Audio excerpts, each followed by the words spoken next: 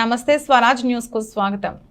మేడారంలోని హరిత హోటల్ సమావేశం మందిరంలో ములుగు జిల్లా కలెక్టర్ ఇలా త్రిపాఠి ఆధ్వర్యంలో పారిశుధ్య నిర్వహణ శిక్షణ కార్యక్రమాన్ని నిర్వహించగా ముఖ్య అతిథిగా మంత్రి అనసూయ సీతక్క, పంచాయతీ రాజ్ కమిషనర్ అనిత రామచంద్రన్ హాజరయ్యారు.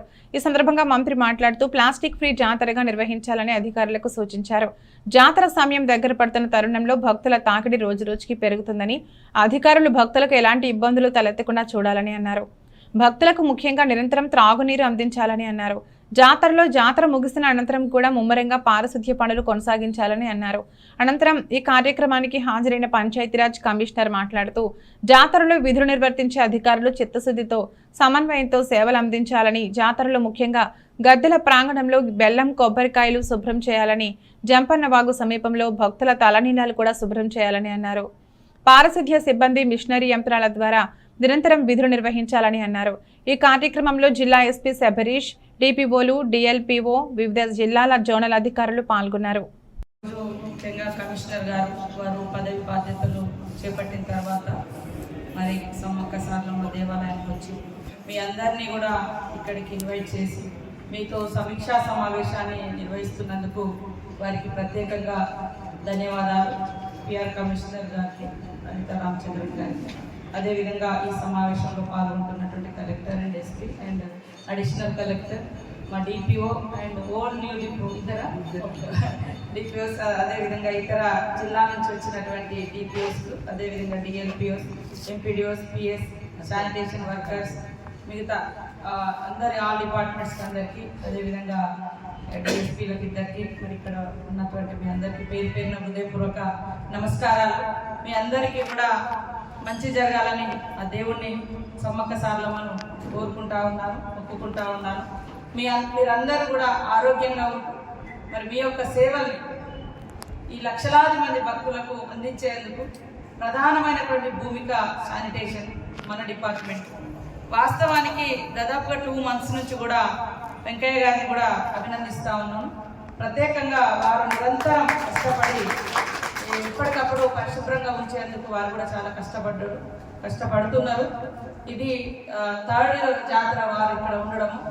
ఎప్పుడు కూడా నేను ఇక్కడ ఎమ్మెల్యేగా ఉన్నప్పటి నుంచి నాతో పాటు అంటే నేను చెప్పిన సూచనలు, సలహాలు, నేను కూడా గ్రౌండ్ నుంచి వచ్చినటువంటి వర్కర్ని, ఏదో పై నుంచి వచ్చిన వాళ్ళు కాదు, ఈ జాతి బిడ్డలుగా, ఈ ప్రాంత ప్రజాప్రతినిధిగా, ఈ ప్రాంత బిడ్డగా, అనువనువన తెలిసిన వ్యక్తిగా నా సూచనలు ఏదున్నా కూడా వారు ఎప్పటికప్పుడు అనుసరిస్తూ ఉన్నాడు. కాబట్టి ఇప్పటి వరకు శానిటేషన్ ప్రాబ్లమ్స్ రాకుండా లాస్ట్ జాతరలో బాధ్యతలు ఇచ్చిరా లేదా నాకు తెలియదు, కానీ నా డిపార్ట్మెంట్ కాబట్టి అదేవిధంగా అక్కడ ప్రిన్సిపల్ సెక్రటరీ గారు, ఇక్కడ కమిషనర్ గారు కూడా స్పెషల్గా కేర్ తీసుకొని ఇది మన శాఖ, మన మంత్రి గారు ఇక్కడ నుంచి ప్రాతినిధ్యం వహిస్తున్నారు.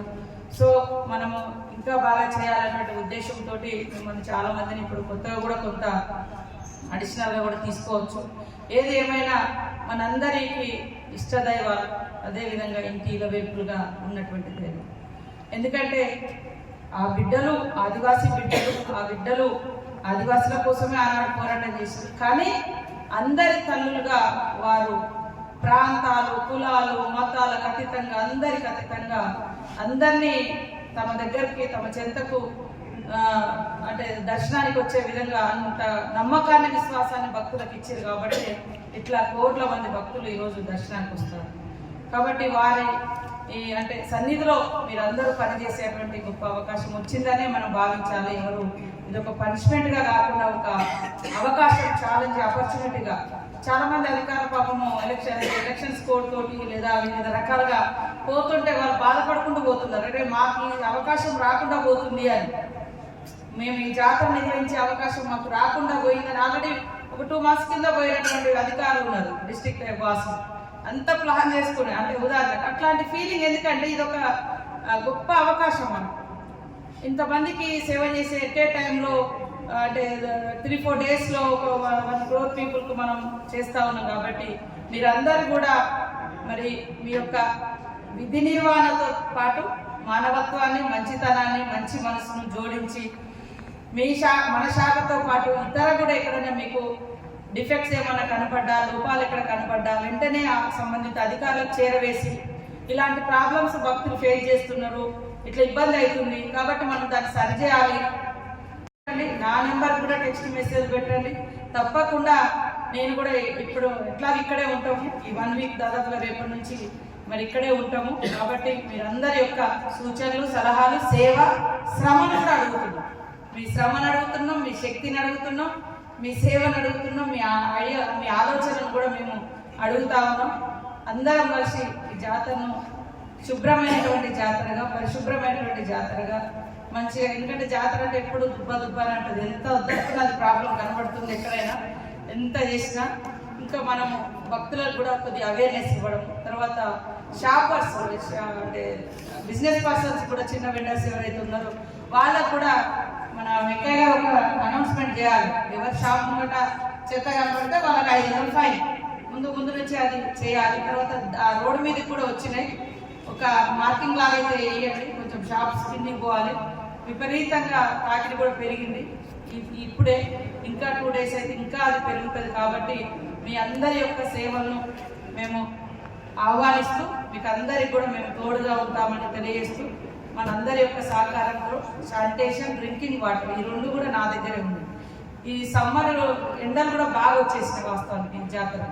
కాబట్టి మంచినీటి సమస్య కూడా ఉంది. కాబట్టి వాళ్ళతో కూడా తప్పకుండా మళ్ళీ ఒక రివ్యూ కూడా పెట్టుకుంటాము. మీరందరూ కూడా సహకరించి ఎక్కడ చూసినా మరి ప్లాస్టిక్ రహితంగా, అదేవిధంగా డస్ట్ రహితంగా ఉండే విధంగా సహకరిస్తారని, శ్రమిస్తారని అందరికీ విజ్ఞప్తి చేస్తూ మనస్ఫూర్తిగా ధన్యవాదాలు తెలియజేస్తాం.